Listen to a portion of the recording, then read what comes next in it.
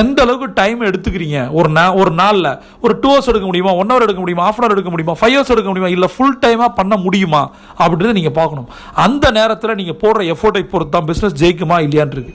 அடுத்தது மிக முக்கியமான ஒரு விஷயம் என்னென்னா அக்கௌண்ட்ஸை எந்த மாதிரி ப்ராப்பராக எழுதி இன் அண்ட் அவுட். லேடிஸ் அதையும் சொல்ல வேணாம், ஏன்னா பட்ஜெட் பெரும்பாலும் 90% வீடுகளில் போடுறதே லேடிஸ் தான். அப்போ உங்களுக்கு பட்ஜெட்டிங்கும் பிரச்சனை கிடையாது. உங்களுக்கு தெரியும் உங்கள்கிட்ட தான் காசு இருக்க போது, படிப்புக்காக இருக்கட்டும், க்ரோசரிக்காக இருக்கட்டும், வாடகைக்காக இருக்கட்டும், எல்லா விஷயத்தையும் நீங்கள் தான் பார்க்குறீங்க. அப்போ இதையே அப்படியே பிஸ்னஸில் அப்ளை பண்ண போறீங்க.